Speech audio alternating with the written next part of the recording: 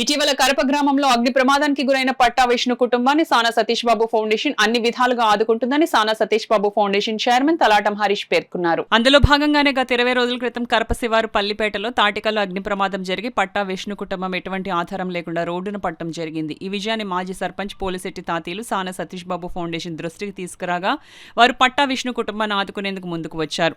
వారి కుటుంబానికి తెలుగుదేశం పార్టీ నాయకులు దేవు వెంకన్న, మాజీ సర్పంచ్ పోలిశెట్టి తాతీలతో కలిసి నిత్యావసర వస్తువులను నగదు పంపిణీ చేశారు.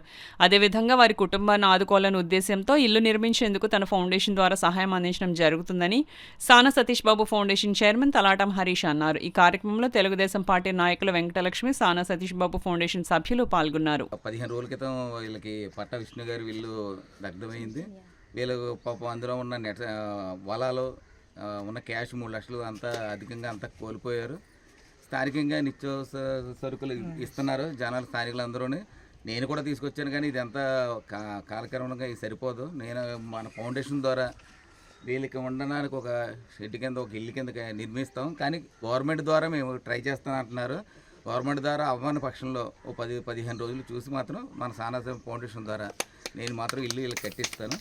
ఇది మాత్రం జాగ్రత్తగా నష్టం అంటే మళ్ళీ పాక పూరుగడిసి అంటే మళ్ళీ తగలడిపోయిన ఇబ్బంది ఉండదు. మీకు రేక్ షెడ్ వేసి మీరు ఇస్తాను. గవర్నమెంట్ ద్వారా ట్రై చేద్దాం. ముందు మన గవర్నమెంట్ని ఆశ్రయిద్దాం. కాని పక్షంలో మన సానా ఫౌండేషన్ ద్వారా చేద్దాం. నేను మాటిస్తున్నాను మీకు. సుమారుగా ఇది జరిగి 20 రోజులు కార్యక్రమం అయింది. మరి అప్పుడే మన తాతీలు గారు సానా సతీష్ బాబు ఫౌండేషన్ గారి ద్వారా సతీష్ బాబు గారు కానీ హరీష్ గారు కానీ దృష్టికి తీసుకెళ్ళి వీళ్ళకి ఏమైనా చేయాలి అని చెప్పేసి ఆలోచన అడిగినప్పుడు నేను తప్పకుండా వారికి నా సాయశక్తిలా నేను పనిచేస్తాను.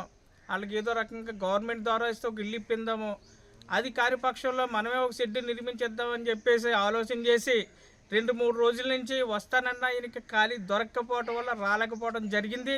ఈ రోజున వచ్చారు, వీళ్ళందరినీ కలుసుకున్నారు, వీళ్ళ బాధను తెలుసుకున్నారు. వెంటనే స్పందించి ఇక్కడ కొంత నిత్యావసర సరుకులు ఈ రోజు అయితే ఇవ్వడం జరిగింది.